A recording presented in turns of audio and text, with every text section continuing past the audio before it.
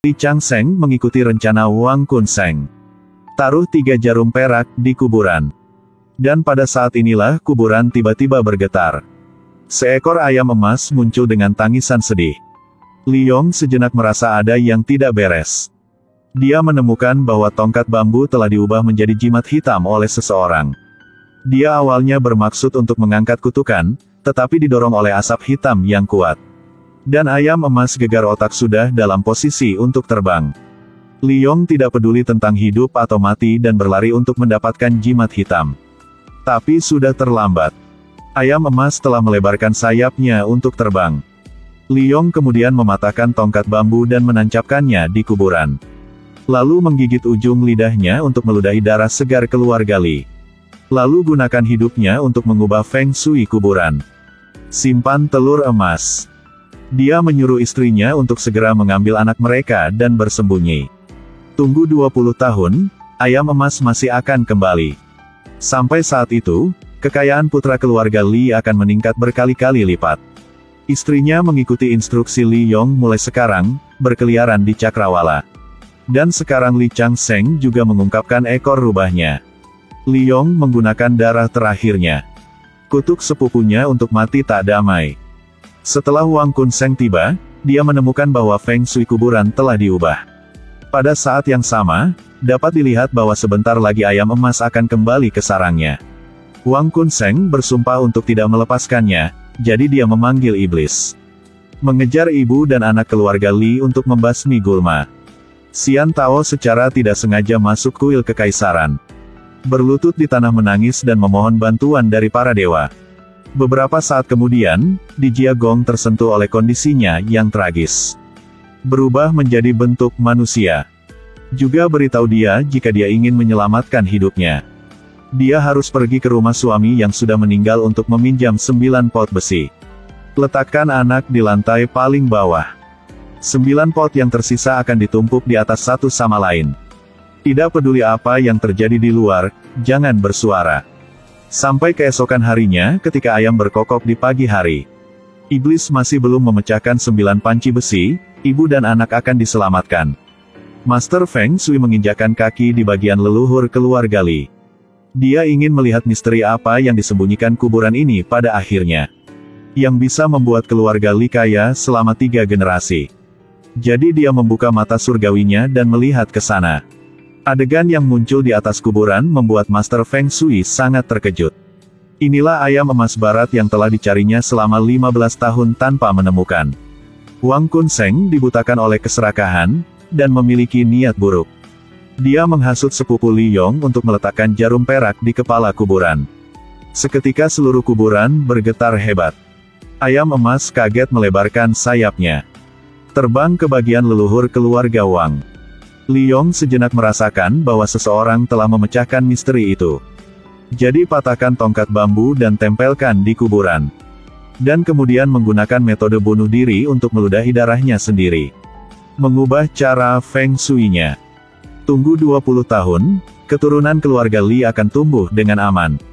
Hanya dengan begitu ayam emas dapat melebarkan sayapnya dan terbang kembali ke sarangnya. Karena untuk menyingkirkan anak kecil keluarga Li, Wang Kunseng memanggil iblis untuk membunuh mereka. Dan Nyonya Li di bawah bimbingan Di Jiagong.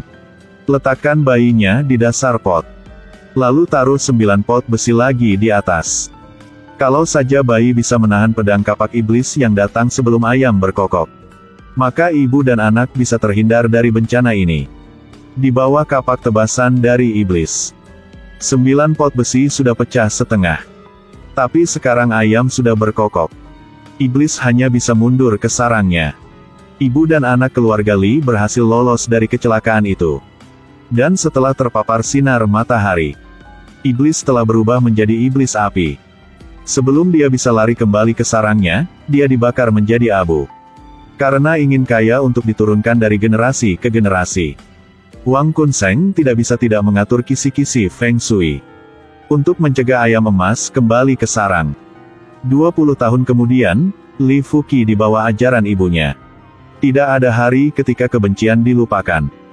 Tapi dia jatuh cinta dengan putri Wang Kunseng. dan tidak menyesal meninggalkan istrinya yang bermasalah dengannya untuk tinggal di rumah mertua keluarga Wang. Yu Chun sangat patah hati. Jadi dia memukul kepalanya di kuburan keluarga Li untuk bunuh diri. Dan sekarang ayam emas kembali ke sarang lebih awal dari yang diharapkan. Dia lolos dari jaring Feng Shui yang disebarkan oleh Wang Kunseng. Tetapi Phoenix tidak memiliki cara untuk memasuki makam rumah Li. Fenomena aneh ini menarik perhatian di Jiagong. Dia menghitung bahwa Yu Chun sedang hamil. Jika dia benar-benar mati, Phoenix tidak akan bisa kembali ke sarangnya. Ibu dan Li Fuqi, setelah mengetahui alasannya, memohon di Jiagong untuk mengaku.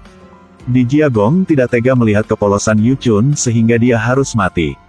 Kemudian mengulurkan tangan membantu. Sekali lagi memperingatkan Li Fuqi untuk memperlakukan istrinya dengan baik.